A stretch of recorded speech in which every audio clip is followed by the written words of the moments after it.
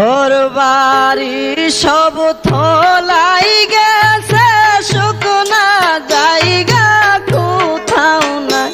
হায় হায় রাক্ষসী ওই বন্যার পানি করতে আইলো বাইরে ভাই। হায় হায় রাক্ষসী ওই বন্যার পানি করতে আইলো